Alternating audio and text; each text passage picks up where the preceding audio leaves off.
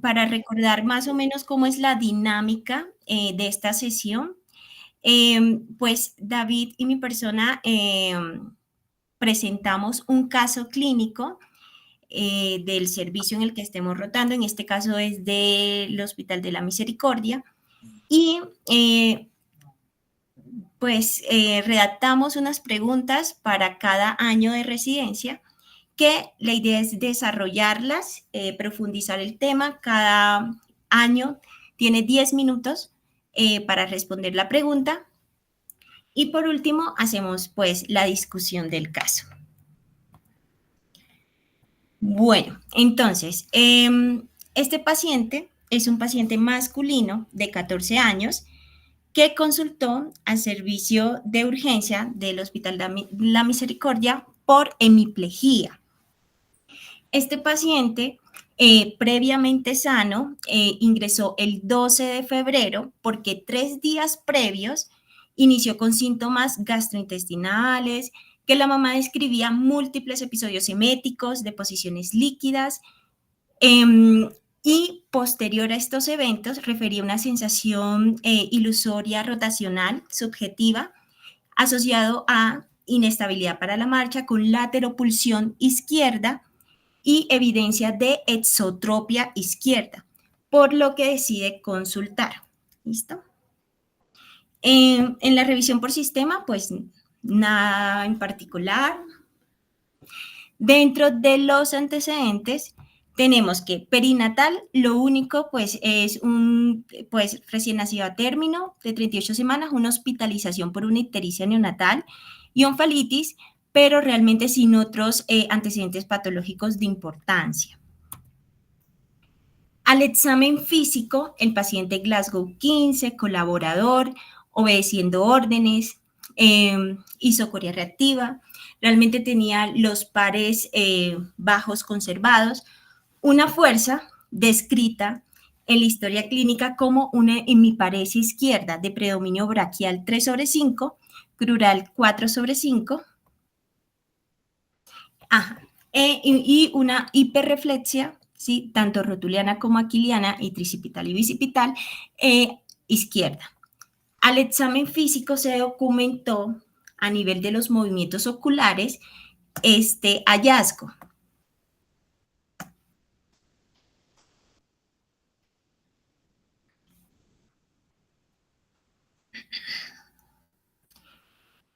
Lo traemos pues acá en video, ¿sí? La exploración de los movimientos oculares, porque una de las preguntas es describir este hallazgo semiológico y ubicar la lesión, ¿sí?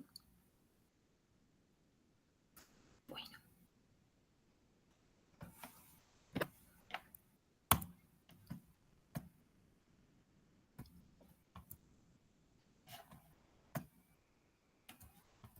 Listo.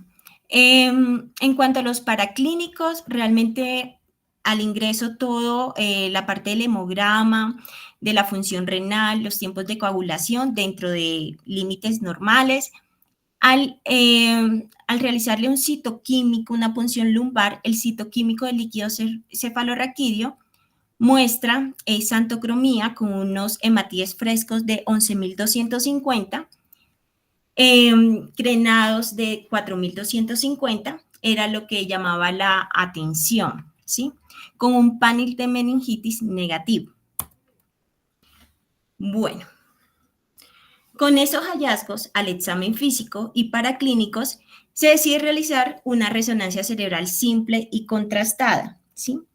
En esta resonancia, aquí estamos viendo 3 cortes axiales en secuencia de T1 simple, T1 contrastado y T2, en donde se observa, ¿sí? Una lesión intraaxial a nivel dorsal del puente, ¿sí? Que tiene una intensidad de señal heterogénea, tanto en el T1 simple como en el T2, y que realmente no realza el contraste. Bueno, aquí estamos observando la misma lesión en la parte dorsal del puente y como vemos tenía estas dimensiones, 17 por 19 por 12 milímetros. no restringía a la difusión y tenía este fenómeno en SWI de susceptibilidad magnética, en donde se ve ese como efecto blooming por el sangrado. Aquí le coloqué a mis compañeros 3 cortes, uno más caudal y otro craneal, de la lesión en cuanto a su extensión en toda la parte dorsal. Bueno, acá pues dentro de los estudios de extensión se realizó pues este tensor de difusión o que nos da una imagen de tractografía, en donde, pues, como para recordar la tractografía, pues nos muestra 3 cosas. Uno, si hay desplazamiento como tal de las fibras. 2, si hay alguna infiltración. O 3, si hay completa disrupción, ¿sí? En este caso, lo que observamos es que realmente había era un desplazamiento como tal de todo lo que es las fibras que componen el fascículo longitudinal medial, pues del lado derecho. Secundario, pues como vemos a la lesión que está extrínseca.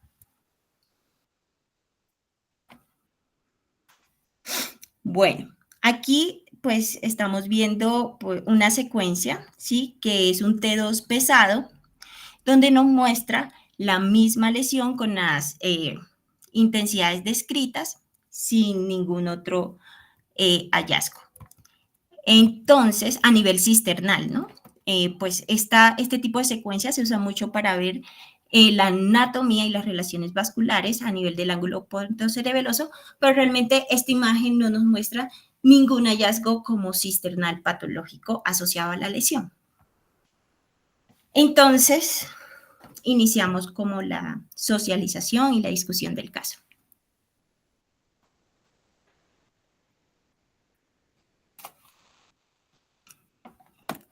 ¿Quién va a presentar de los R1? Hola Lore, yo presento. Listo, Kilian. Entonces voy a dejar de compartir. Aquí.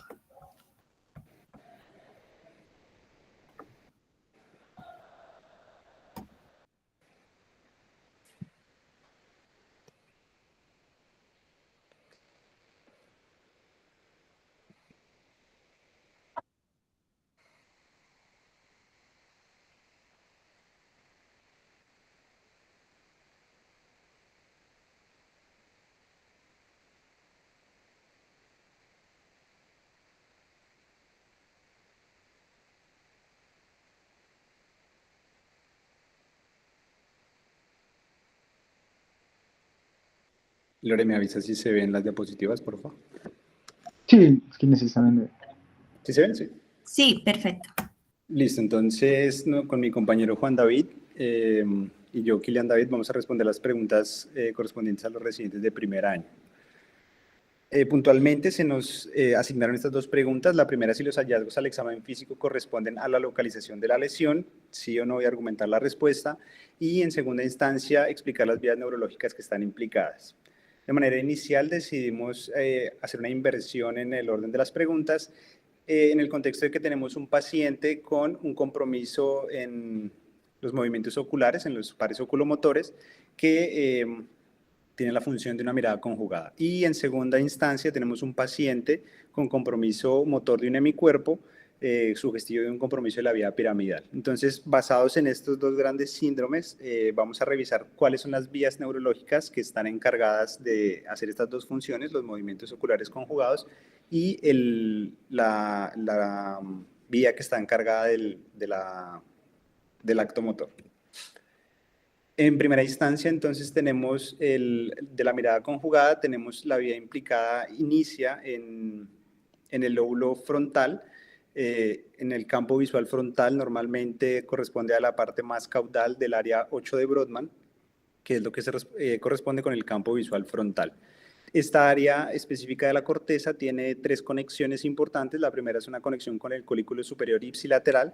La segunda tiene una conexión muy importante con la formación reticular paramediana pontina contralateral. Y tercero, a su vez, tiene una conexión con el núcleo rostral intersticial del fascículo longitudinal medial. Como hablamos previamente,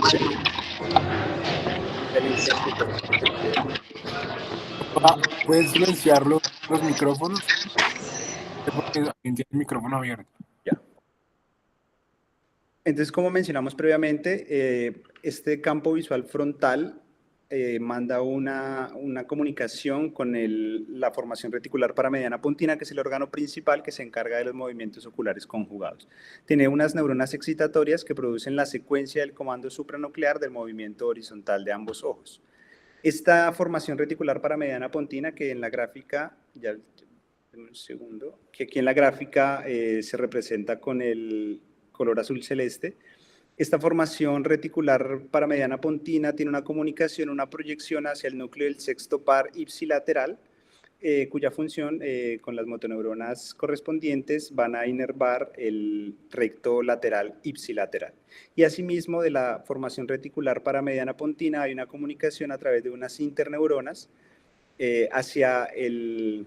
Bueno, estas interneuronas mandan sus señales o sus axones hacia el núcleo del oculomotor del tercer par contralateral vía una estructura muy importante que es el fascículo longitudinal medial, que es el que se encarga de comunicar la información de la sustancia, de la formación reticular paramediana pontina para poder enviar la información hacia el recto medial del ojo contralateral y lograr aducir la mirada, en este caso, del ejemplo del ojo derecho. Eso en relación con la vía implicada para los movimientos oculares conjugados. En segunda instancia, teniendo en cuenta que este paciente presenta un compromiso motor, pues vamos a analizar el tracto córtico-espinal.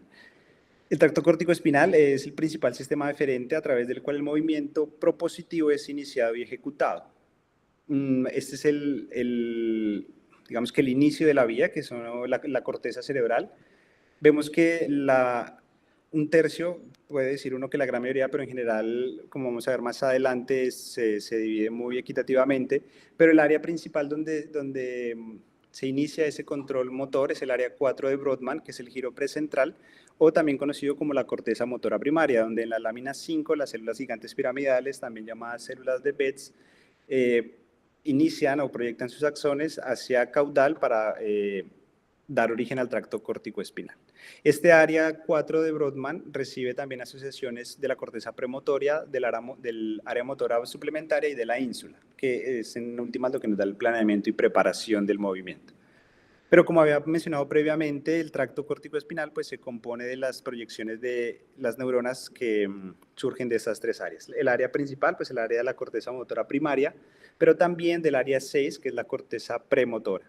Y del área incluso, creyera uno que el área somestésica primaria, como su nombre lo dice, solamente tendría función sensitiva, pero resulta que incluso hasta un tercio de las fibras pueden derivarse de esta área, del área 3, 1 y 2, de la corteza somestésica primaria y de la corteza parietal.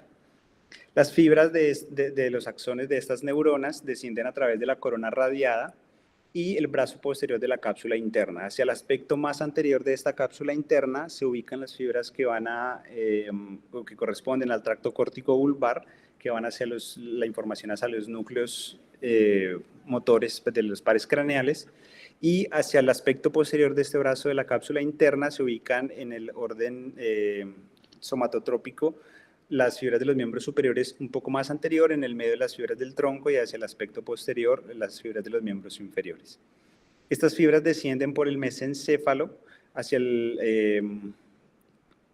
entre los 3/5 del mesencéfalo, casi hacia el medio de los pies del pedúnculo mesencefálico, y al descender por el puente toman una disposición más dorsal, pasan por el aspecto dorsal del puente. Una vez las fibras llegan a la médula oblonga, hasta el 85 al 90% de las fibras se decusan en lo que se conoce como la decusación de las pirámides, tomando aquí las fibras de los miembros superiores un aspecto más anterior y las fibras de los miembros inferiores una relación más posterior. Una vez descienden por el cordón espinal, se ubican en el aspecto anterolateral a lo largo del cordón. Hay que decir que estas fibras que se decusan, alrededor del 90%, son las que forman lo que se conoce como el tracto córtico-espinal lateral, que es el tracto grueso motor, y se dividen alrededor de un 50% de las fibras hacia los segmentos cervicales, 30% hacia los segmentos torácicos, 20% hacia los segmentos torácicos y 30% hacia los segmentos lumbares. Del 10 al 15% de las fibras que no se decusan descienden de manera ipsilateral con el nombre del tracto córtico-espinal anterior, y su disposición hacia lo largo del cordón espinal solamente, según lo que se ha estudiado, llegan hasta los segmentos torácicos medios. Listo, entonces ahora nos corresponde hablar sobre la correlación del examen físico con la ubicación de la lesión. Comenzamos diciendo que en el video evidenciamos que cuando se va a evaluar la mirada conjugada horizontal a la izquierda, hay una leve paresia en la aducción del ojo derecho y un nistagmus en el ojo izquierdo. Entonces, para eso vamos a hablar acerca de la oftalmoplejía internuclear. Entonces, como ya bien mi compañero Kilian lo revisó, en la oftalmoplejía internuclear tenemos toda la señal que él habló para la mirada conjugada horizontal, desde la parte de el campo visual frontal a la parte de la formación reticular puntina paramediana, hasta el sexto par. Toda esa vía, hasta ahí está bien, ¿sí? Sin embargo, en la oftalmoplejía internuclear lo que tenemos es que hay una lesión que compromete el fascículo longitudinal medial, que va a comunicar el sexto par con el tercer par. Entonces, en ese compromiso lo que va a haber es lo que estamos evidenciando en el video. Si quieres, Kilian, si puedes señalar ahí el fascículo. Entonces, una vez se le pide al paciente que mire hacia la izquierda, pues el ojo derecho va a tener una dificultad en la aducción, y eso es porque la señal que está enviando a través de esas interneuronas del sexto par, a través de ese fascículo longitudinal medial, no está llegando al tercer par derecho de una manera correcta, y por lo tanto vamos a tener una dificultad en la aducción. Y en el sexto, en el ojo contralateral, vemos que si bien el sexto está realizando, pues inervando el músculo recto lateral, lo que nos permite la abducción de ese ojo, también vemos que clásicamente tenemos en la oftalmoplejía internuclear un nistagmus horizontal, que lo pueden ver en el video. Y esto se debe a que, debido a que no está llegando la señal, hay una respuesta adaptativa, un aumento del disparo del sexto par para superar pues la debilidad contralateral.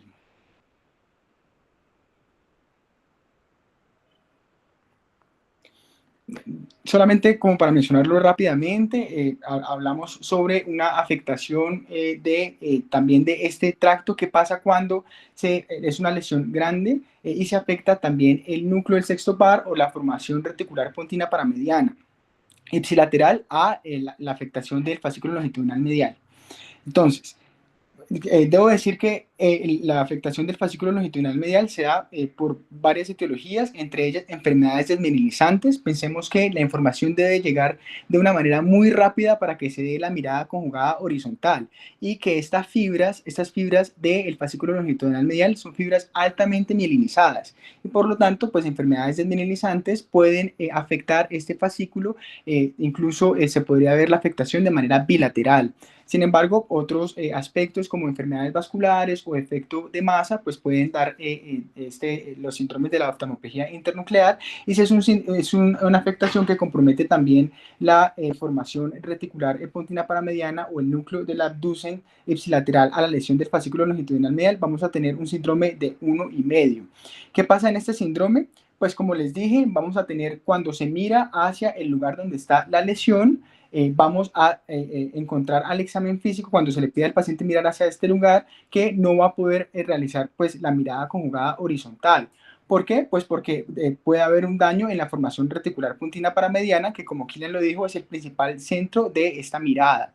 Y cuando se le pide al paciente que mire contralateral a la lesión, pues vamos a tener que solamente el único, digamos, nervio que está funcionando es el sexto par contralateral, debido a que pues, la información no va a viajar, va a haber una oftalmoplejía internuclear, digamos, contralateral al sexto par que está bueno, ¿sí? Que no tiene la lesión. Entonces, esto es el síndrome de 1,5, en donde solamente cuando se evalúa la mirada conjugada horizontal, vamos a tener el movimiento del músculo responsable por la abducción del ojo contralateral a la lesión.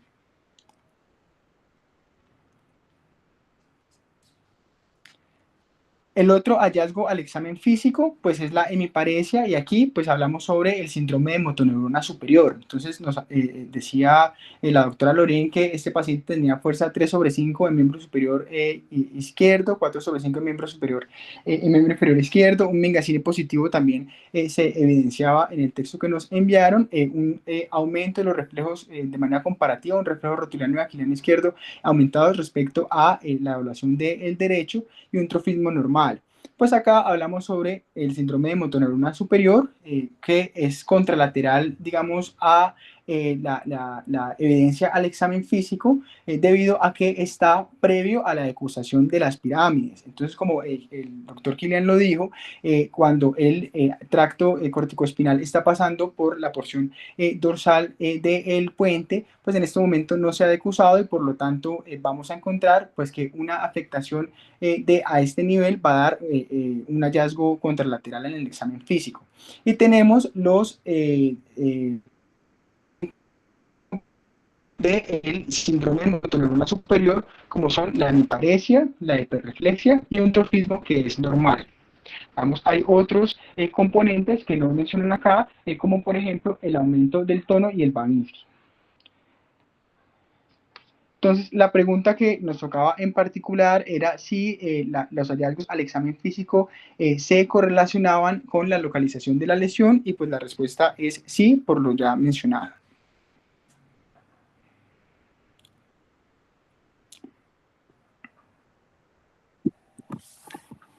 Bueno, no, muy bien. Digamos, solo hay que hacer una serie de aclaraciones. Digamos que el video faltó colocar una parte importante que de pronto les hubiera ayudado, y es la convergencia. Entonces, que creo que les faltó decir, siempre que hay una oftalmoplejía internuclear, lo típico es que cuando uno evalúa la paresia del ojo afectado en aducción, cuando se hace mirada de convergencia, pues no hay paresia, ¿sí? Es lo típico. Entonces, si este niño faltó evaluarle la convergencia, me faltó subirles esa parte del video, creo que igual no la evalué, pero lo típico es que la convergencia no está afectada. Entonces, cuando miran la convergencia, la paresia que tiene el recto medial no es inexistente, ¿sí? No sé si alguno sepa por qué el sistema de emergencia en la oftalmoplejía internuclear está conservado. Bueno, digamos que la explicación a eso radica en que las neuronas que se encargan del sistema de emergencia están en el mesencéfalo dorsolateral. Se llaman como células de respuesta temprana, y estas células lo que hacen es que se proyectan hacia los núcleos mediales del tercer par y núcleos laterales, pues en el caso de la divergencia, y tienen una vía que es completamente distinta, ¿sí? Se cree que aparte de las neuronas ubicadas en el mesencéfalo dorsolateral, el vérmix cerebeloso tiene un papel importante en el control del sistema de emergencia, tanto convergencia como divergencia. Entonces, como es un sistema que no va a través del fascículo longitudinal medio, lo típico siempre en una oftalmoplejía internuclear es que el sistema de emergencia esté intacto. Y otra corrección, el síndrome de 1,5 no hay lesión nuclear del núcleo del sexto par. Solo hay lesión de la PPRF y del fascículo longitudinal medio, ¿sí? Lo que pasa es que la PPRF no coordina, y al dañarse la persona no puede llevar el ojo hacia medial, y se altera la mirada conjugada, pero no es que exista un sexto par como tal, solamente se afecta la PPRF y el fascículo longitudinal medial. Por lo demás, muy bien, de acuerdo con lo que expusieron los dos. Sí hay la explicación de la afectación de la vía motora es tal cual el paciente. Y lo típico también que uno esperaría, y que es raro en este caso, es que el paciente no tenía compromiso facial, ¿sí? Que es cuando, digamos, no tienen por qué saberlo, pero se hablaría en ese caso de un 8,5, síndrome de 8,5, pero el paciente no lo tenía, que es algo que es raro por la ubicación de la lesión. David, qué pena, no entendí eso último que me 9,5. dijiste en relación con lo de la lesión mejor dicho, con el 1,5. ¿Puedes repetirlo, porfa? Que no sé si me distrajo o qué, pero no te entendí En lo el que quisiste decir. principalmente es en la PPRF, que se encarga de la mirada conjugada en el plano horizontal, ¿sí? Porque la mirada conjugada en el plano vertical está mediada por el núcleo intersticial rostral del fascículo longitudinal. Ok, pero Entonces, básicamente con eso se bloquearía precisamente la actividad ipsilateral del sexto par. Lo que quieres decir es que no hay una afección directa del núcleo, sino de la formación reticular paramediana pontina, y con ello finalmente tampoco se da la actividad del sexto par, pero sí está afectada la actividad. Es lo que exacto. quisiste decir. Exacto, sí, eso es. El núcleo del sexto par, sino la PPRF. Ok. Gracias, David.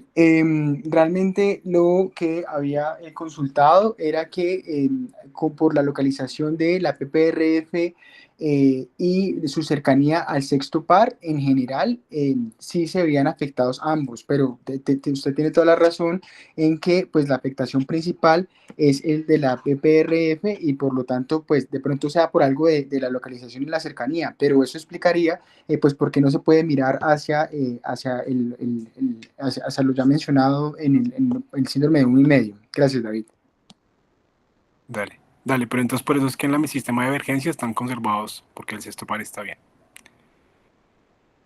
Si quieres, Lore, sigue con la segunda pregunta. Pero ¿cómo así? Lo del sistema de urgencias, pues en la convergencia lo que se activan son los terceros pares.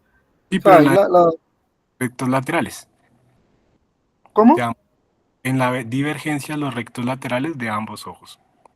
El Ok. sistema de emergencia es tanto convergencia como Lo que divergencia. pasa es que realmente, si bien es cierto que en efecto, como clásicamente el síndrome 1,5 es la formación reticular paramediana pontina y el longitudinal del otro lado, pues yo sí he leído en algunos textos que ponen de forma un poco indistinta que también haya lesión asociada al sexto par, o incluso del sexto par, del núcleo del sexto par y el fascículo longitudinal medial. Sin embargo, sí tiene razón en que digamos que el síndrome clásico se describe como la unión de la lesión de la formación reticular más el fascículo longitudinal, como dices. De acuerdo. Lore, si quieres, sigue con las siguientes preguntas para que no nos coja la noche. Listo. Entonces, seguimos con los chicos R2.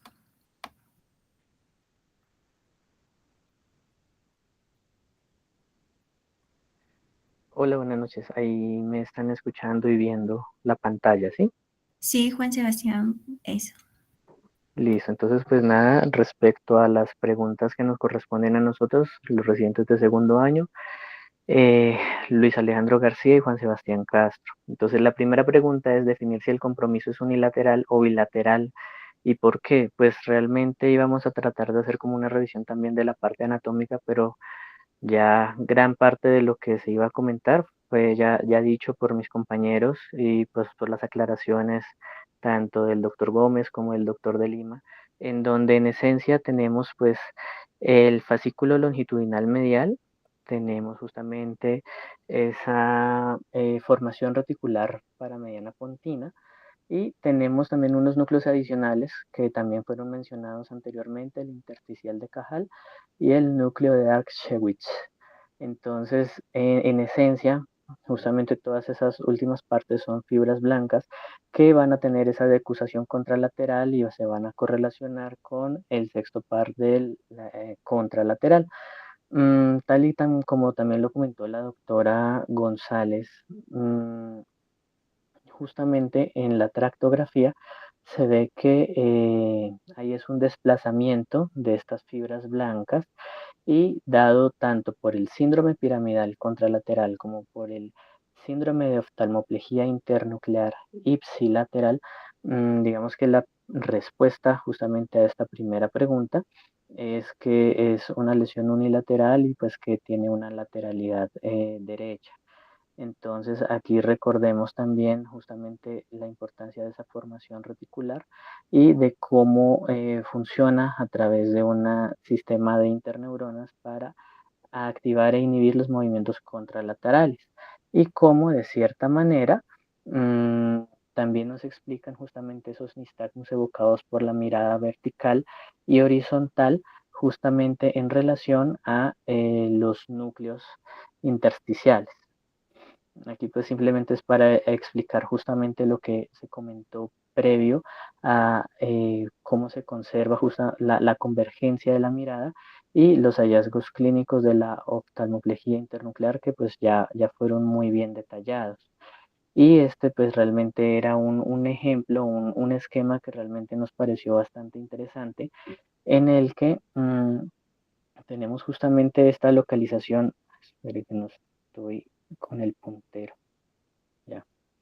Tenemos justamente esta localización anatómica y cómo, dependiendo el sitio de la lesión, vamos a tener justamente los diferentes hallazgos clínicos, en donde tenemos que la alteración de la núcleo intersticial de Cajal nos va a dar esa alteración del nistagmus evocado por la mirada vertical y cómo las lesiones del fascículo longitudinal medial a nivel de su núcleo intersticial rostral y de la formación reticular pontina paramediana también pueden explicar de manera ipsilateral los hallazgos descritos al examen físico. Respecto a la segunda pregunta, entonces, ¿cuáles son las lesiones más frecuentes en dicha localización? Haciendo aclaración en cuanto a género, grupo etario y teniendo en cuenta lo anterior, cuál es la lesión pretest más frecuente.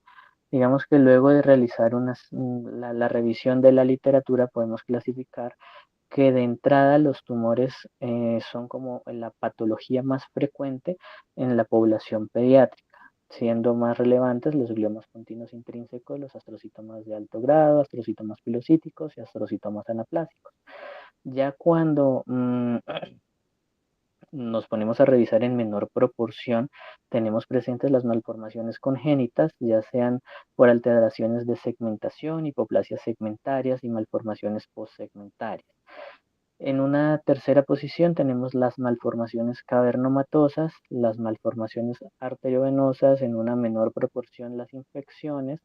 Digamos que en literatura se predominaban la listeria, algunos adenovirus y el herpes virus tipo 1. Y las lesiones desmielinizantes que también fueron mencionadas en la intervención anterior.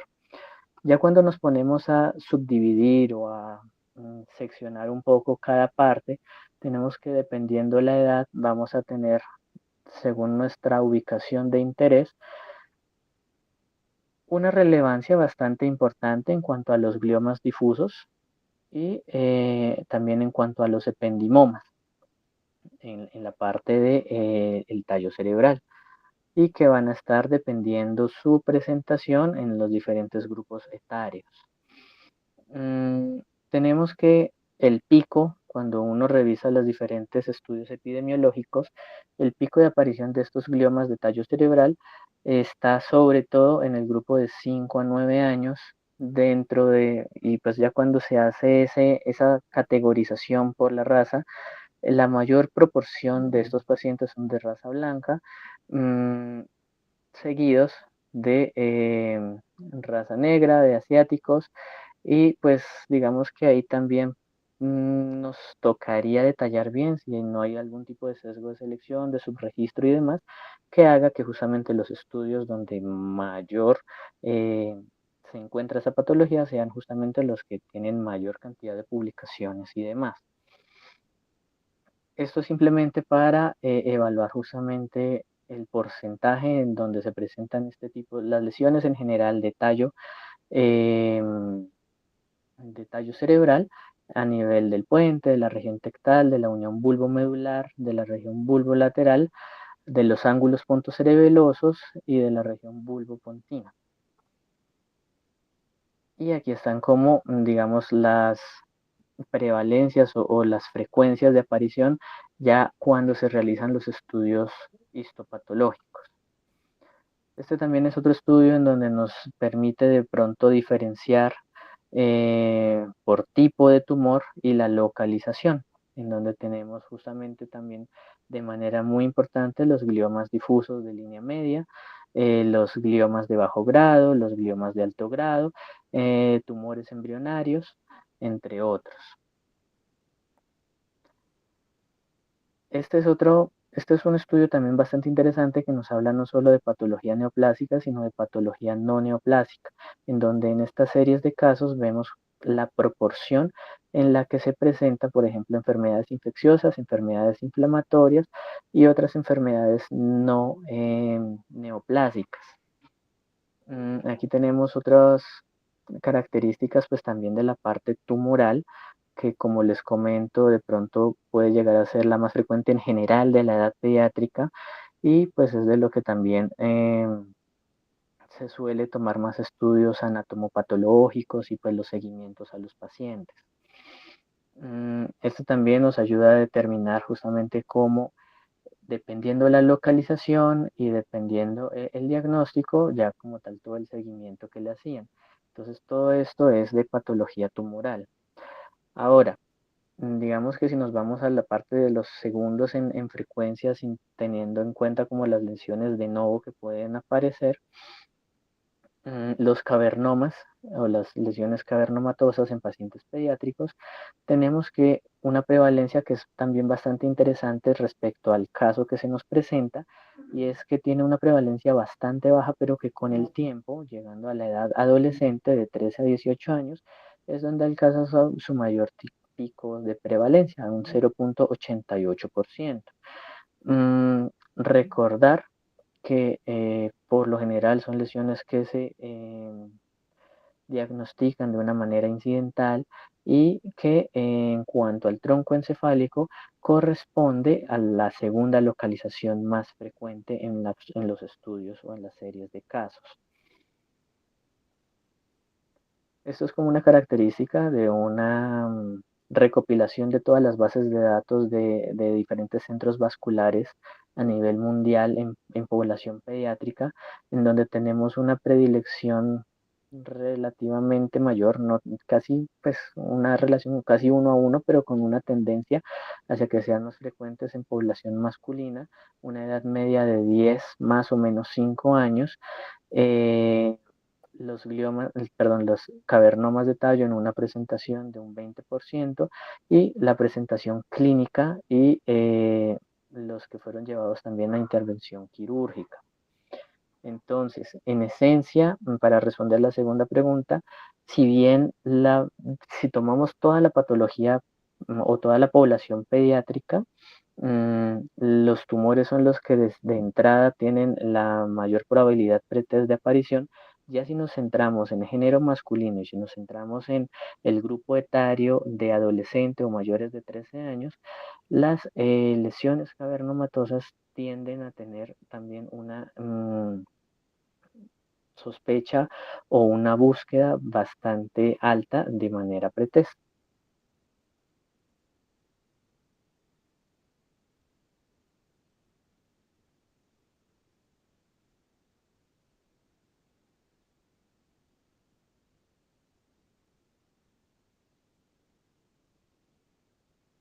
Listo, Sebastián. Muy bien. Pues está muy bien lo que dijiste. Siento que lo enfocaste un poco, o sea, fuiste más amplio en la parte de tumores, lo cual está bien por grupo etario y esto, pero obviamente con las imágenes, bueno, ustedes todavía no han rotado por neuroradiología, pues efectivamente es una lesión muy típica de una malformación venosa cavernosa cerebral, eh, o bueno, que ya más adelante veremos esa clasificación. Entonces, es importante tener claro que aparte de los tumores, pues dentro de las malformaciones vasculares cerebrales, esa es la tercera en frecuencia. Como vistes, las frecuencias no son tan altas, ¿sí? Porque pues es la tercera después de las anomalías venosas del desarrollo y las telangiectasias capilares. Entonces, hay que tenerla en cuenta, pero no es lo más frecuente en cuanto a vascular en niños. ¿Listo? No sé si alguien tiene alguna Listo. puerta adicional.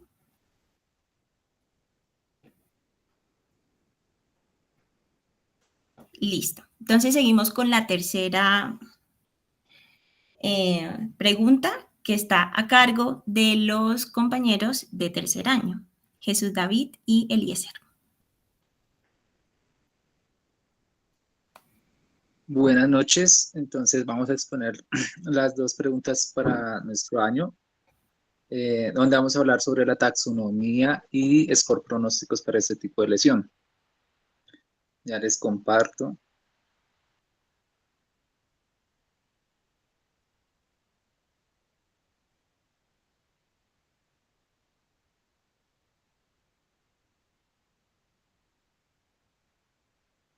¿Ya están viendo la presentación? Sí, Eliezer. Listo, entonces nosotros lo enfocamos como un cavernoma del tallo, entonces vamos a la primera parte, a hablar sobre la taxonomía. Entonces, para eso traje esta publicación del 2022, donde nos habla sobre la clasificación taxonómica de este tipo de lesiones, la publicación del 2022 del JNS.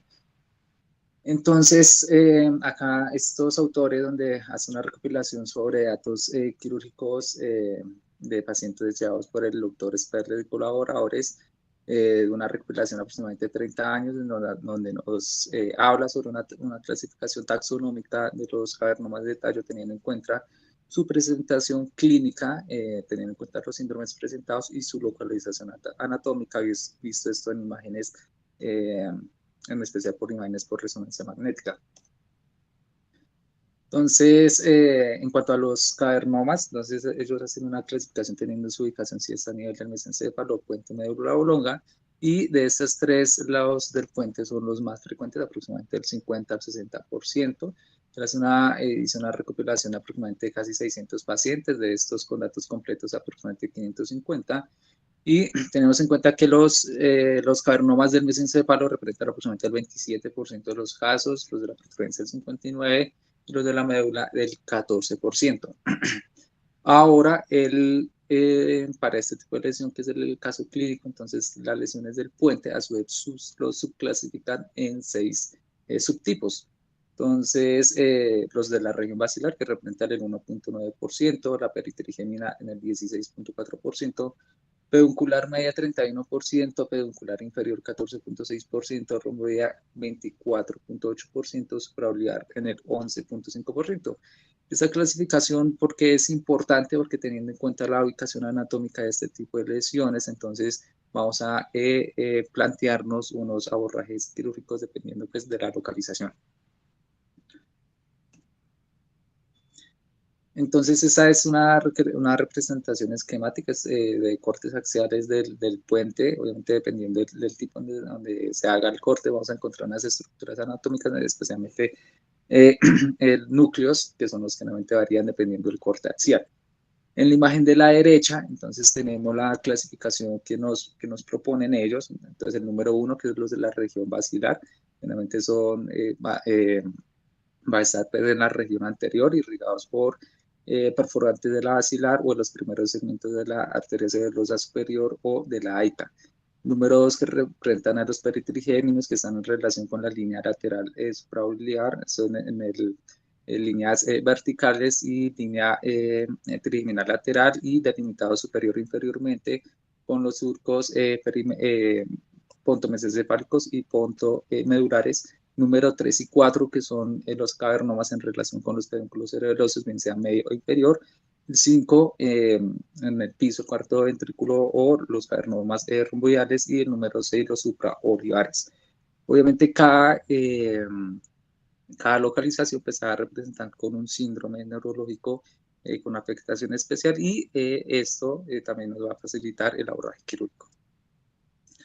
Entonces, este es un cuadro donde nos muestra, es un mapa de calor donde nos presenta los principales síntomas en relación con las diferentes localizaciones de este tipo de lesiones, donde el color rojo son los síntomas como la menor presentación, y los colores verde con la mayor representación, dependiendo pues, de la localización. Entonces, así rápidamente, dentro de los abordajes que se pueden realizar dependiendo pues, de la clasificación, pueden haber abordajes anteriores, anterolaterales, laterales, y los aborrajes posteriores para los cavernomas de la región basal y anterolaterales se puede realizar aborrajes terionales, un base de los laterales con retrosigmoides y retrosigmoides extendidos, y ya para los posteriores con de los diferentes aborrajes que pueden ser transventriculares y telodelares. Sin embargo, pues esa es otra pregunta de compañeros de otro año, así que no voy a extender en este punto. Entonces, de los primeros de la región basal, entonces, como ya les había mencionado, son de los poco frecuentes y pues dependiendo del tamaño, pues van a tener un cuadro clínico especial que para los pequeños pues van a tener una hemiparesia contralateral obviamente al sitio de la lesión y una alteración de la marcha, esto como los principales síntomas. Y ya cuando son lesiones mucho más grandes, pues estos pacientes van a tener una cuadriplegia con compromiso de pares bajos, que sería un síndrome de enclausuramiento.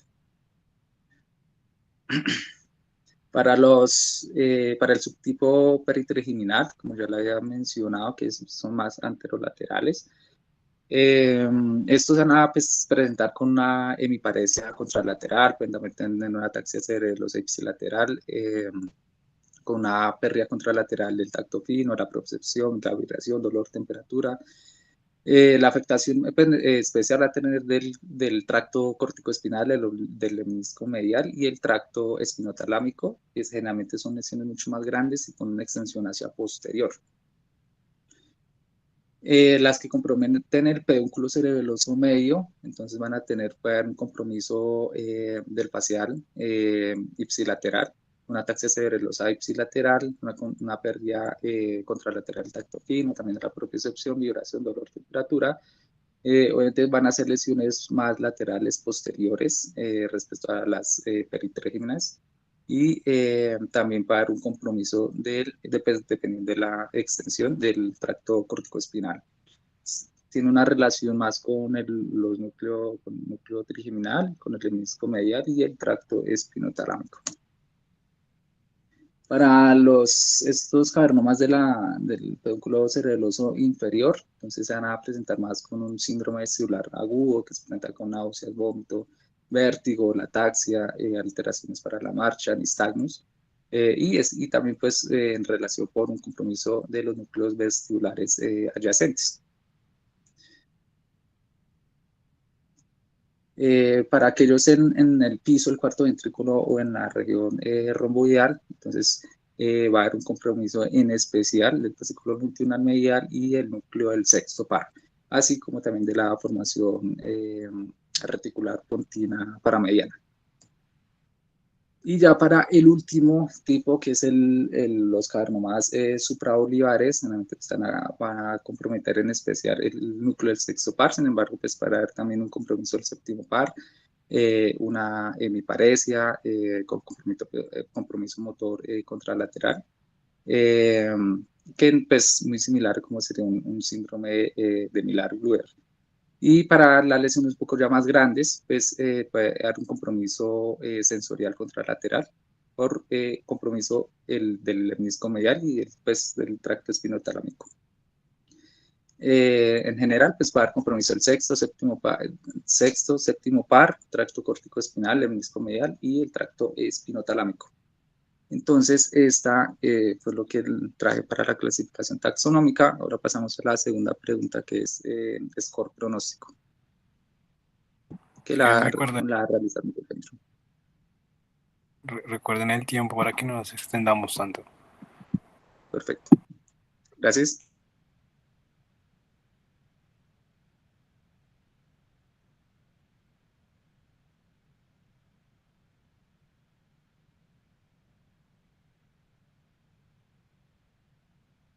¿Están viendo mi pantalla? Sí. Perfecto. Bueno, en cuanto a los score pronósticos posoperatorios de los cavernomas del tallo, se encuentran principalmente 5 publicaciones, de las cuales todas prácticamente tratan de un estudio embrionario que se publicó en 2015, que fue publicado por el Dr. Lotton, entre cuyos autores también se encuentra el Dr. Robert Spetzler. Y se han hecho validaciones externas propiamente de ese mismo estudio y con cortes externas para la validación como tal externa de estos estudios, y son los que les voy a traer acá.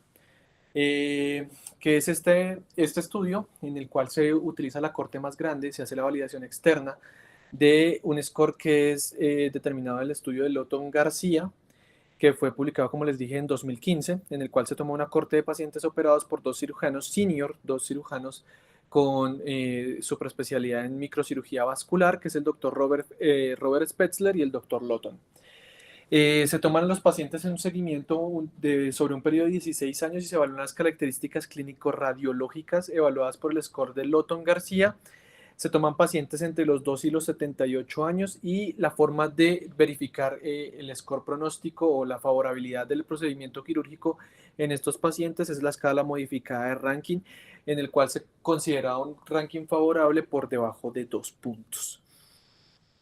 Entonces, ¿qué características tomaba el estudio principal? Con estas gráficas de Peter Lawrence, lo que se tenía en cuenta era prácticamente la edad, si la lesión cavernomatosa ubicada en el tallo cerebral esta cruzaba el punto medio o si esta medía más de 20 milímetros y el estadio como tal del sangrado en el paciente. Si el paciente se denominaba agudo, si tenía menos de 3 semanas, subagudo entre 3 a 8 semanas y crónico entre más de 8 semanas. El score lo que trataba de determinar o lo que trata de determinar es qué favorabilidad hay para el procedimiento quirúrgico y qué pacientes pueden quedar en un ranking comprometido, y entre más hay una relación directamente proporcional entre el grado de Lotton García para determinar desenlaces neurológicos desfavorables.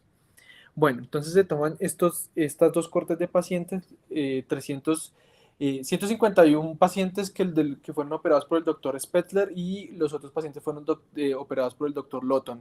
Y como podemos ver acá, pues existe una curva de distribución normal, una curva, ya les voy a poner el puntero un segundo, una campana de Gauss, si pueden ver en la segunda gráfica, para determinar qué tipo de grado presentan los pacientes y tiene una distribución gaussiana. Bueno, entonces, ¿qué es lo que se encontró en esta corte externa donde se validaron estos scores? Donde prácticamente lo que se hizo fue practicar la fiabilidad que presentaba el score de Lotton García. Entonces, pues lo que se encontró pues era lo que era esperable en el estudio primario, pues, que era que conforme avanzaba el grado de Lotton García, pues se presentaban más desenlaces neurológicos, siendo así que los desenlaces aplicados a una corte externa se podían presentar hasta en el 50% en los grados 7 de Lotton. ¿Listo? Entonces, de ahí se derivaron pues distintos subgrupos para tratar de encasillar a los pacientes. Entonces, los pacientes que presentaban un score de menos de 3 se consideraban de bajo grado, un score de 3 a 5 se consideraban de grado intermedio y un score de 5 a 7 se consideraban de alto grado. ¿Listo? Entonces, a estos pacientes en esta corte, que es la corte más grande que ha sido publicada a lo largo, pues, desde la historia, desde que existe el score, que es desde 2015, se tomaron 277 pacientes y lo que se hizo fue que al final se aplicó una curva ROC para determinar qué tanta sensibilidad, y pues daba una sensibilidad buena, pero no era excelente, porque recordemos que las curvas ROC se miden por encima de 0.8 para su excelencia como tal, para determinar cuál es la sensibilidad del score y la fiabilidad para determinar los desenlaces neurológicos de los pacientes. Entonces el área bajo la curva pues dio 0.74, que se puede denominar desde el punto de vista estadístico como buena. Dentro de también las publicaciones que uno encuentra, esta con un poco menos de pacientes, 46 pacientes que se toman una serie de casos también en un hospital en Tokio.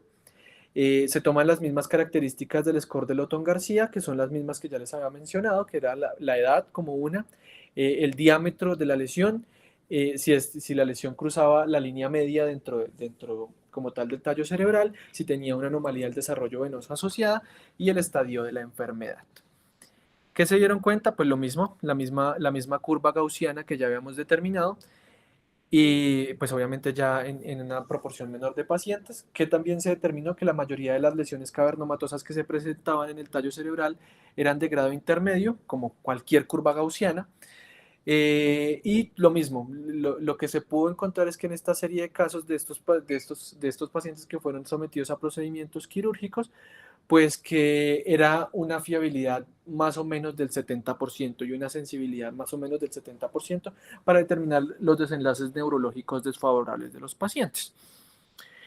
Pero que también se pudo determinar que las lesiones que habían, pues, características que presentaban un peso estadístico diferente. Por ejemplo, el hecho de que un paciente de una lesión cruce la línea media tiene un score, tiene hasta 3 veces más posibilidades de presentar desenlaces neurológicos adversos y discapacidad neurológica permanente, que reportaban dentro de esta serie de casos como discapacidad neurológica permanente, que a los 12 meses el paciente no hubiera recuperado absolutamente nada del déficit neurológico previamente presentado. Sin embargo, pues acá si ustedes ven este grupo pues pertenece a los grupos de bajo grado y presentaban que tenía un valor predictivo positivo favorable hasta en el 80% de los casos, mucho más optimista que en la serie de validación externa del Dr. Lotton y el Dr. Spetzler. Esta tercera publicación, pues es otra publicación en la cual se intenta validar también el score, pero también lo comparan con otro score, que es un score radiológico, que es el score de Daman-Schur. Sin embargo, pues en estos pacientes se toman en el score de Daman-Schur, es un score netamente radiológico que tiene 3 ítems que dependen pues como tal del tamaño de la lesión, la anomalía del desarrollo venoso asociada y el tipo de sangrado. En este score, pues prácticamente en el estudio principal lo que se usa es población adulta. Pues, ¿qué se determina acá? Pues que no hay, pues, en esta serie de casos, que son 154 pacientes, que son 67 pacientes, perdón, pues lo que se quiere mirar es que, pues, prácticamente se parte de una población más o menos homogénea, con pocas diferencias estadísticamente significativas, a excepción de, pues, el estadio como tal del sangrado y el ranking modificado posoperatorio. ¿Qué se encontró? Pues se encontró que las mismas características que se habían validado en los scores previos, pues eran las características que predecían como tal los desenlaces neurológicos. Incluso se intentaron aleatorizar, no pues sino escoger más que todo otras variables. Uy, ¿qué pasó? Otras variables y sin embargo pues no se demostró como tal estadísticamente significativa, una significancia estadística buena como tal. ¿Están viendo? Es que no sé qué pasó. Listo. Ah, bueno, entonces, después de comparar estos dos métodos, estas dos herramientas de clasificación, los cavernomas del tallo, que son el score de Daman-Schur, que son estos dos autores que encontramos acá, que son los dos autores principales de esta publicación, se dieron cuenta pues que la fiabilidad es mucho más confiable en términos de las curvas ROC, es mucho más confiable el Daman-Schur. Sin embargo, la tasa de correlación o la tasa de acuerdo, pues, medido por índice kappa, era mejor para el score de Lotton García. Entonces, hasta el 71% lo reportan en este estudio observacional, pero encuentran una sensibilidad mayor hasta el 78% para el score de Daman-Schur. Sin embargo, pues la tasa de fiabilidad, o sea, la tasa de desacuerdo de los observadores llegaba hasta el 5%, mientras que para el Lotton García era del 8%. ¿Qué es lo que les estoy esquematizando acá? Prácticamente, pues el área bajo la curva es mucho más fiable para el Daman-Schur que para el Lotton García, pero la tasa de confiabilidad es mucho mayor para el Lotton García, porque su aplicabilidad es mucho más fácil. Y aparte porque pues el uno es pues mencionado por personal en formación en formación neuroquirúrgica más que radiológica. Entonces, para la aplicación del caso clínico, pues este paciente solo presenta un punto en el Lotton García, que es el único que se le puede aplicar porque el Daman-Schur no se puede aplicar. El Daman-Schur, el estudio principal, está hecho en pacientes mayores de 8 años, lo cual no hace parte, mayores de 18 años, perdón, los cuales no hacen parte del nicho del paciente que nos presentan acá. Por lo tanto, la probabilidad de buenos desenlaces neurológicos son superiores al 72% en la serie de Lotton de validación externa o hasta el 90% en la serie de Tokio.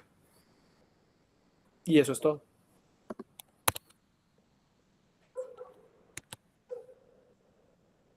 Perfecto. Yo creo que podemos continuar con, por último, con los comentarios y las respuestas de George y de Andrés de Lima, para ya dejar unos comentarios finales del caso. Ya voy a compartir Listo. la pantalla. Buenas noches a todos. Espero que sean breves porque ya se acabó el tiempo. Sí, vamos a tratar de ser lo más breve posible, porque ¿qué se hace? Entonces, bueno, mi compañero Jorge y yo vamos a responder las siguientes preguntas. Vale, Jorge, empieza. Listo, siguiente. Entonces, dentro de la pregunta que nos correspondía era cuáles son las indicaciones quirúrgicas para este tipo de lesiones. Entonces, para eso, tuvimos en cuenta algunas consideraciones especiales para la toma de decisión quirúrgica. Una de ellas es que tras un primer evento, y sobre todo en cavernomas de tallo, el riesgo anual de hemorragia puede ser de 4 a 5% en cavernomas Sabransky tipo 2 y hasta el 30% en Sabransky tipo 1. Pues nosotros viendo las imágenes y correlacionando la clínica del tiempo de evolución, consideramos que el cavernoma corresponde más a un Sabransky tipo 1. Asimismo, el riesgo en general de sangrado a 5 años en de los cavernomas puede ser hasta un 3.8% anual. Esto como primera consideración. En cuanto a cavernomas de tronco encefálico o de tallo cerebral, hay un riesgo de hasta el 6.8% que se presente una hemorragia como primera vez y que sea sintomática. Y una vez se presenta esa hemorragia, puede llegar o mejor dicho, el riesgo es mayor al 30% a que haya un resangrado, y ese riesgo se hace mayor en los primeros 2 años. Teniendo en cuenta eso y teniendo este cuadro de decisiones, basándonos en que la presentación clínica de nuestro paciente se considera que cursa con una primera hemorragia y que presenta un déficit neurológico focal por todo lo que los compañeros ya mencionaron en cuanto a examen neurológico del paciente y tractos implicados en esta lesión por la ubicación del cavernoma, se pueden tomar 2 conductas. La primera, la observación, o segundo, la resección, si tiene una presentación clínica que la tiene nuestro paciente y si tiene una anatomía favorable.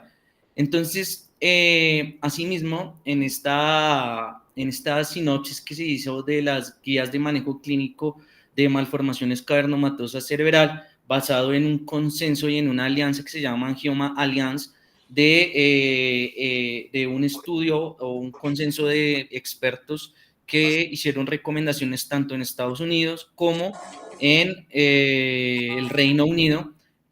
Devuélvete un momentico, Andrés. Okay. Entonces vemos en el diagrama que todos los estudios que incluyeron y que tenían como presentación cavernomas de tallo cerebral señalados en las casillas rojas, tenían, o se estudió que tiene una tasa de hemorragia intracerebral que está entre el 10 y el 20% por año, porcentaje que no es nada despreciable.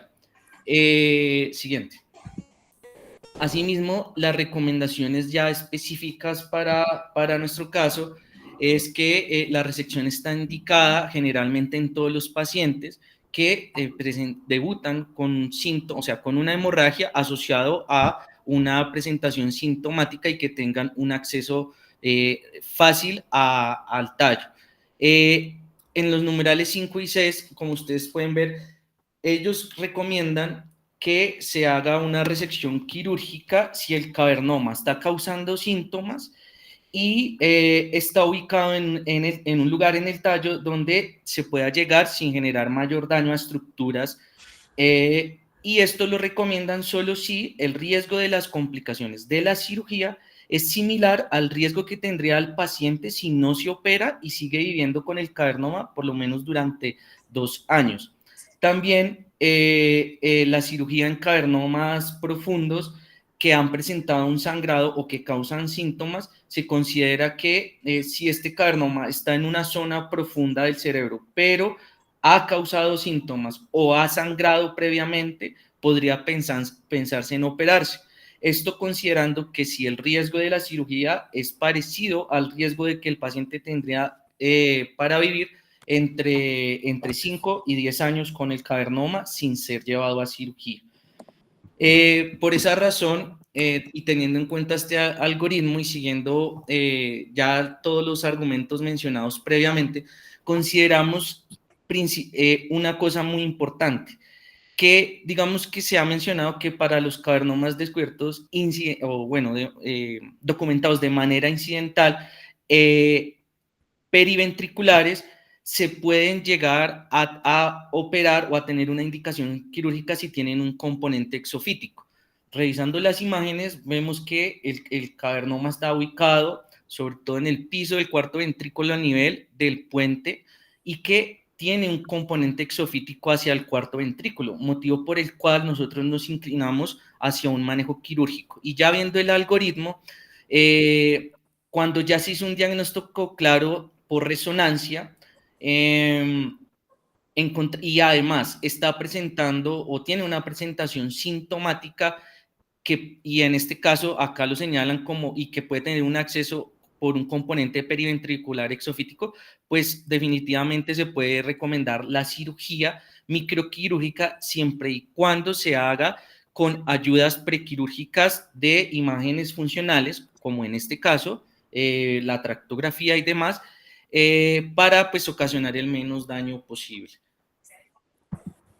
Bueno, siguiendo entonces con la segunda pregunta, dice, teniendo en cuenta los datos clínicos e imagenológicos del caso, ¿cuál sería su propuesta quirúrgica? Consideraciones a tener en cuenta, safe and sums y ayudas intraoperatorias. Bueno, entonces para las zonas de entrada segura al tallo, quise traer este artículo publicado en el Journal of Neurosurgery, en el que pues se especifica de manera muy detallada. Vamos a ser breve, pero pues mencionando los puntos más importantes. A nivel mesencefálico, en este corte transverso, podemos ver las 3 zonas importantes que se han descrito para llegar al tallo cerebral, en este caso el mesencéfalo. Entonces, esta sería la zona mesencefálica anterior, que se encuentra ubicada, digamos que si dividimos el pedúnculo cerebral en 5 quintos, sería entre el primer y el segundo quinto, más o menos. ¿Por qué? Porque ya sabemos que el haz corticobulbar y cortico espinal o piramidal se encuentra distribuido cuando pasa por esta zona en los 3 quintos centrales del pedúnculo cerebral, estando en el primer quinto pues las vías frontopontinas y acá las temporoparitopontinas en el quinto más lateral, de manera que entre estos dos podemos entrar de forma relativamente segura sin generar un daño importante a las córtico-espinal o córtico-vulvar, sobre todo. También encontramos la zona o el surco mesencefálico lateral, que sería este aquí, que se encuentra entre el límite de los pedúnculos cerebrales y el área tegmental mesencefálica. Aquí pues pasa la vena mesencefálica lateral, que normalmente lo recubre, y estaríamos entre el lemnisco medial hacia posterior y la sustancia negra, como podemos observar en la imagen, hacia anterior, pues de manera muy cuidadosa y más o menos con una distancia de alrededor de unos 9 milímetros de profundidad hasta el núcleo rojo, podríamos hacer una disección cuidadosa en esa zona. Finalmente, en la porción posterior del mesencéfalo, el área intercolicular, pues que estaría precisamente entre la región media, entre los colículos superiores e inferiores. En esta zona hay una dispersión de fibras que también da cierto espacio a la disección cuidadosa sin lesión de estructuras importantes. Aquí vemos una representación lateral del surco mesencefálico lateral o anterolateral al cuerpo geniculado medial. A nivel del puente, entonces han descrito también algunas zonas seguras, o relativamente seguras, realmente ninguna es completamente segura, pero pues algo seguras, y serían la zona peritrigeminal, que se encuentra ligeramente anterior a la salida o a la inserción de la raíz del quinto par craneal o trigémino. En esta vamos a encontrarnos posterior a las corte piramidal, y vamos a poder hacer una disección cuidadosa sin generar daño importante a esta. Tenemos digamos, una posibilidad de profundizarnos más o menos hasta unos 10 milímetros, algunos textos hablan de 11, para encontrarnos con los núcleos del quinto par craneal. Tenemos la zona trigeminal superior, que está inmediatamente superior al nervio trigémino, en relación con las fibras transversas pontinas y el pedúnculo cerebeloso medio, con lo que podemos hacer una disección cuidadosa en medio de estas fibras, con la posibilidad de no generar daños graves. Y la zona inferior al nervio trigémino, entre este y la salida de las raíces del complejo séptimo octavo, también podemos encontrar una zona segura de entrada. Ya en la parte posterior del puente tenemos el surco medial, que se encuentra pues, justo en esta zona. Lateral a este vamos a encontrar los fascículos longitudinales mediales, así que cuando hacemos este acceso tenemos que tener muchísimo cuidado con no lateralizarnos para no generar daño a este. Y también se han descrito las zonas coliculares superiores e inferiores que están respectivamente por encima y por debajo de los colículos faciales. A nivel del bulbo, entonces encontramos principalmente el surco lateral anterior, que realmente aquí creo que ya hay un error porque sería más en esta zona, entre la oliva y la pirámide, en el que podemos también hacer una disección cuidadosa, especialmente justo por debajo de la salida de las fibras del 12º par craneal y entre este y la salida de las fibras de C1. En esta zona vamos a encontrar que podemos irnos lateralmente a la decusación de las pirámides que se da en ese mismo punto sin daño del haz corticoespinal. También se ha hablado de una disección directa a nivel de la oliva que puede darse con una profundidad descrita hasta unos 4 y algunos hablan de 6 milímetros sin que se genere un daño, por ejemplo, del haz corticoespinal o tectoespinal que está en la profundidad de este núcleo olivar inferior. Y finalmente, se han descrito el surco medial posterior, que es muy parecido a la incisión que hacemos cuando hacemos intervenciones posteriores en la médula espinal, y la zona medial lateral, que tiene relación con una apertura que se hace a nivel del pedúnculo cerebeloso inferior. Entonces, ya aquí solo para mostrar que, por ejemplo, con un abordaje orbitocigomático podríamos llegar finalmente al área mesencefálica anterior, con un abordaje que podríamos hacer subtemporal, se podría llegar a las regiones anterolaterales del puente y del mesencéfalo sobre todo. Con un abordaje suboccipital o terovelar de línea media clásico, podemos llegar sobre todo a las lesiones que sean exofíticas al piso del cuarto ventrículo. Con un abordaje supracerebeloso infratentorial mediano, podemos llegar muy bien a la lámina cuadrigémina, con lo que podríamos hacer un abordaje intercolicular, por ejemplo. Con los abordajes clásicos supracerebeloso infratentorial extremo lateral, tenemos una muy buena exposición de la porción posterolateral del mesencéfalo. Con el retrosigmoideo clásico, por ejemplo, podríamos llegar a la porción lateral del puente, en relación sobre todo con el trigémino, que es una cosa muy clásica en la descompresión. Con el far lateral tenemos una exposición también lateral pontina, pero también ya más lateral a nivel del bulbo raquídeo. Este es un cuadro que resume un poco los abordajes que podríamos usar con cada una de las entradas seguras que les he descrito. Este es el abordaje que nosotros escogeríamos para este caso, un abordaje telovelar, porque nos da una muy buena exposición al piso del cuarto ventrículo y en efecto este cavernoma tiene relación con el mismo. Pues aquí son las diferentes posiciones que podríamos hacer, algo de lo que ya se ha hablado en charlas anteriores. Finalmente podríamos, como ya dijimos, exponer muy bien el piso del cuarto ventrículo a través de este abordaje. Aquí vemos unas imágenes donde hacemos la apertura de la dura madre, se hace pues la apertura de las aracnoides, aquí vemos la pica, las amígdalas cerebelosas, se separan las amígdalas cerebelosas, exponiendo así, pues ya un poco, bueno, aquí ya incluso se hizo la apertura de la coroidea y el velo medular para ver cómo está el piso del cuarto ventrículo, que es lo que estamos observando. Y esto pues es un ejemplo de un paciente con un cavernoma muy similar al de la imagen. Aquí vemos la apertura de la aracnoide, separación de la amígdala cerebelosa, apertura a través de la coroidea y el velo medular inferior, con lo que ya se llega al piso del cuarto ventrículo. Aquí ya se ve algunos estigmas del sangrado que tuvo este paciente por su cavernoma.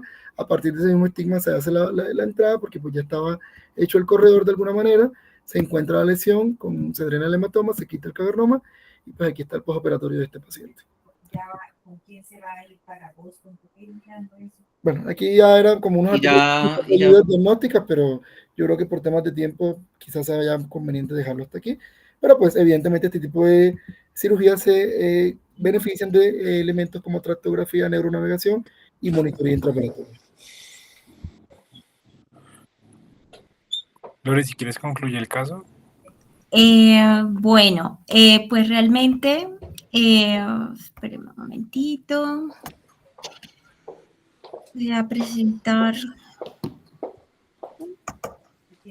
Bueno, este es un caso que realmente se presentó en mi presentación. Sí. Bueno, este fue un caso que, pues, efectivamente, una lesión sugestiva de cavernoma de puente, como vimos con las imágenes. Con las imágenes era una lesión intraaxial en toda la parte dorsal del puente, pero que sí tenía un componente exofítico hacia el cuarto ventrículo. Por lo tanto, con los criterios que ya definieron los chicos, se consideró que era susceptible de manejo quirúrgico. Entonces, David. Bueno, digamos que lo que se decidió en cirugía fue hacer esta posición de Concord. Se decidió, como ustedes ven en la imagen de la izquierda, hacer una monitoría de todos los trabajos, folículo del facial. Bueno, digamos que antes de hacer abordaje, comencé con el objetivo de drenar líquido y facilitar, digamos que el manejo quirúrgico como tal del paciente. Literalmente es el paciente, esta posición que en Concord pusimos. Siguiente, se decidió hacer, como les dije, un abordaje telovelar, digamos que siguiendo los mismos principios por el doctor de Lima. Se abordó a hacer un abordaje precuneal o un abordaje occipital transtensorial o supracerebral, por la localización de la lesión. Digamos que otra forma de abordarlo era hacer un abordaje transvermiano, pero no queremos el síndrome del vermis caudal, entonces se difirió realizar ese tipo de abordaje. Ese es un video de la lesión del paciente, se le hizo un abordaje infracolicular, todo previa estimulación, garantizando que no hubiera ningún tipo de afectación del facial, y es básicamente lo que les puede grabar de eso como tal. Si ustedes se dan cuenta, ya tiene un poco de sangrado, muy parecido al que nos mostró el doctor de Lima, y ya. Siguiente. Listo. Entonces, ya para finalizar, aquí tenemos pues la resonancia control posoperatoria, donde se ve restos hemáticos en el T1 simple, tanto axial como sagital, posoperatorio, y el seguimiento postquirúrgico se documentó, aparte de la oftalmoplegia internuclear, una parálisis facial Haus-Brackmann 4 derecha, que los seguimientos que hemos hecho por consulta externa ha ido mejoría con rehabilitación. El hallazgo histopatológico, como sabemos, esta es una lesión que tiene una presentación pues histológica muy similar a una mora, pero que pues es muy sinusoidal. En la placa de histología es un aspecto muy sinusoidal que la característica que la diferencia de otras lesiones vasculares es que no hay tejido cerebral intermedio. O sea, entre esos sinusoides no debe haber ni tejido cerebral, ni pericitos, ni células musculares lisas, ni astrocitos, nada. Lo que sí se puede encontrar es bastantes como astrocitos reactivos, macrófagos, que contienen hemosiderina y muchas células gliales periféricas. En este reporte histopatológico inicial reportaron que podía ser un hemangioendotelioma caposiforme versus hemangioma epiteloide. Entonces, este fue un diagnóstico histológico basado en que ellos encontraron áreas interpuestas de parénquima del tallo cerebral con cuerpos neuronales interpuestos. Esto hizo que se solicitara inmunohistoquímica enfocada a endotelio. Con la inmunohistoquímica, pues se comprobó que sí era un cavernoma, dado que estas lesiones, que se llama hemangioendotelioma caposiforme, suele tener una inmunopositividad muy marcada de CD31, CD34, pero esta era positividad para CD24 y CD31. Bueno, conclusión, era un cavernoma.